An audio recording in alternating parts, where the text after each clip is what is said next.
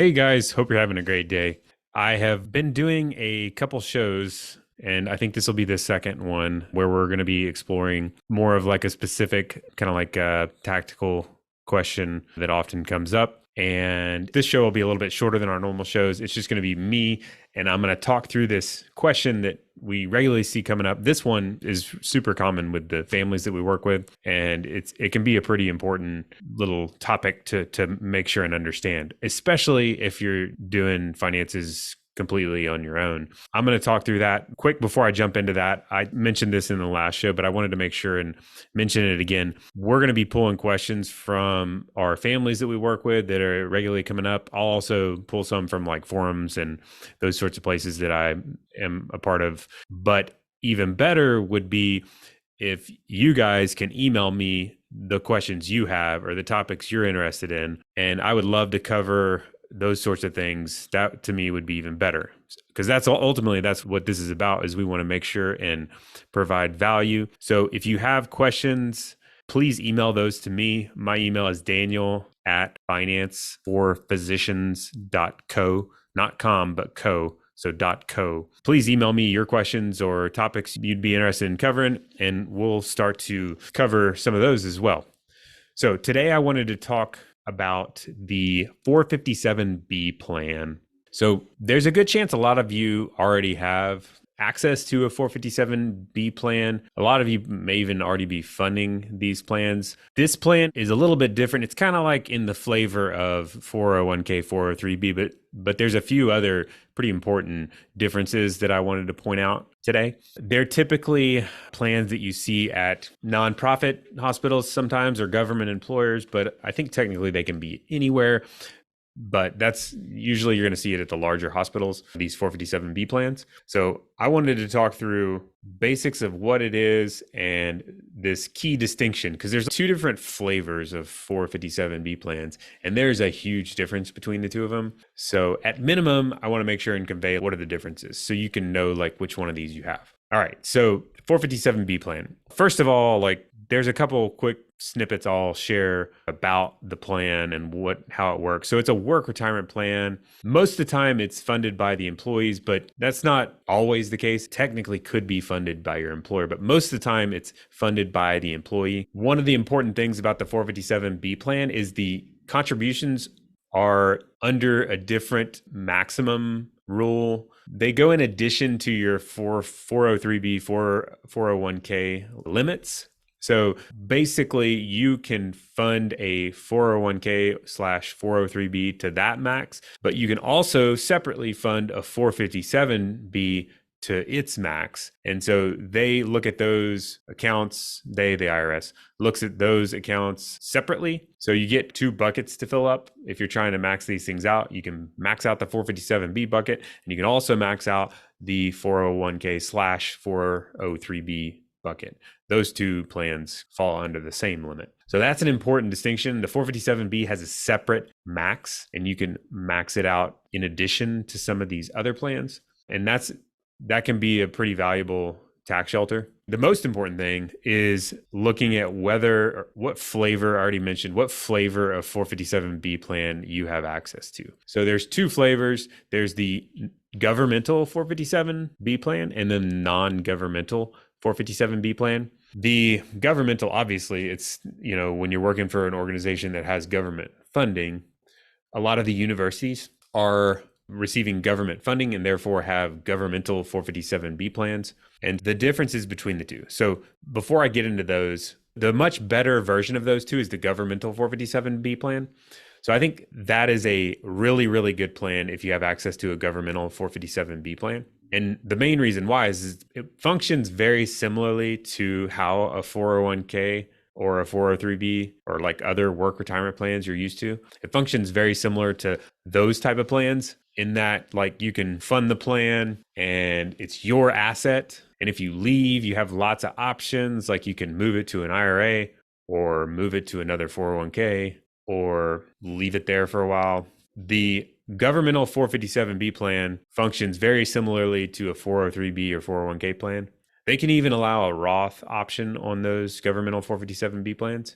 And so there's not a lot of baggage, not a lot of like downsides to it. There's even a few upsides to it. I'm not going to get into the details, but basically, for the sake of today, governmental 457B plan is basically like an extra tax shelter that's very, very comparable to your 401k slash 403B. And that's a really, really good thing to have access to. So that's the governmental 457B plan. The other flavor is the non-governmental 457B plan. So the non-governmental 457B plan is not nearly as solid as the governmental plan. And the reason, there's a few reasons. The reason, well, reason number one is that it is subject to the hospital's creditors.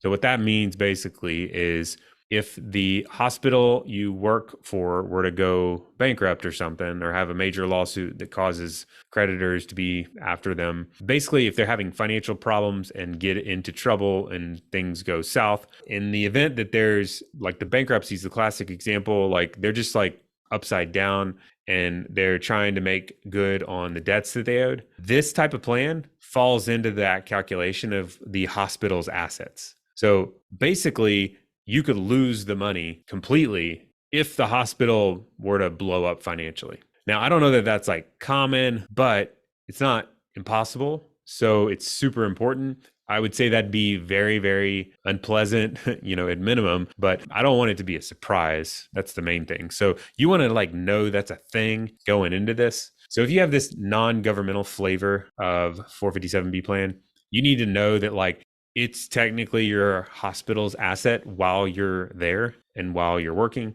So for example, if my hospital was like in rough shape financially, they had some problems, I would be like, oh, that's more of a reason to steer away from that sort of plan. Or if just the idea of that was very concerning, I would be really cautious about funding that sort of plan. So there's a few other downsides. Before I mention that, I wanted to also say, like, I'm sure you're thinking like, how do I know which one of these plans I have? The simplest way is just ask your employer. Hopefully you can find somebody in your benefits office that can tell you one or the other. Like the question is, do I have a 457B plan that's governmental or non-governmental? And hopefully they can say one or the other. If you work with us, a lot of times we already know, we've already looked into it, but if you're curious, let us know. So another big downside of the 457B plan is that it has very rigid options for like distribution, they call it. So if you quit your job early or even in retirement, there's typically very inflexible options. So that really depends. It can vary a lot, but it depends on your specific plan. So the second thing I would want to look into if I'm in this category, I would want to know like, what are my options if I were to leave early or terminate employment? Or what are my options if I retire? So typically with these non-governmental plans, it's like something along the lines of, I guess the worst or the least flexible I've seen is where it's like, if you leave, you got to take all of it out. In other words, you got to take it all as income. That's like the least flexible, least appealing, I guess. And I've seen it set up that way. And that's a problem because you're typically going to a new job and you're going to continue earning income. And so this ends up being like an income spike on top of the income you're already earning. And that when you make more income on top of what you're already earning, that's the classic thing will push you up into higher tax brackets. So it can become kind of like a tax bomb that gets created just because they force you to take it out. So that's kind of like the worst case scenario. In all scenarios, you're not going to be able to roll them into like a IRA or a 401k like you normally would with a work retirement plan. You don't have those options are out of play. So, you're either going to have to leave it there or distribute it like I just talked about, or you can sometimes move it to a similar non-governmental 457B plan and do a transfer that way. So distribution options are really important. That's the second biggest downside. So you want to know like what happens if you leave early or even if you retire, like what are those options?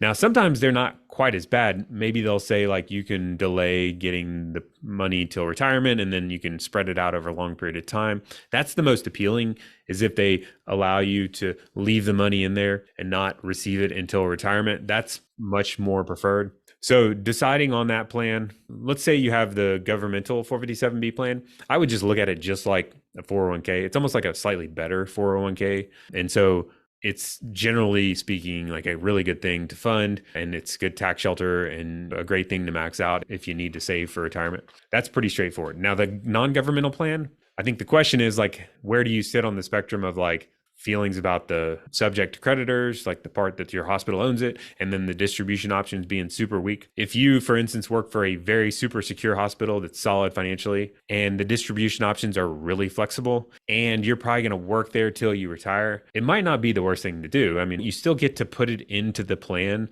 with pre-tax dollars. So there is still good tax benefits associated with it. On the other hand, if you're working for a hospital that's not very secure financially, and you're probably going to leave after a few years and go to a different hospital that's going to continue to pay you, and there's very weak distribution options in that instance, like let's say they make you take it all out at once, I would be very hesitant to fund that sort of plan. So that's the 457B plan. Hope that's been helpful. Please let us know, like I said, other topics you want to cover. If you have questions, even this particular topic, feel free to email me and we would love to help.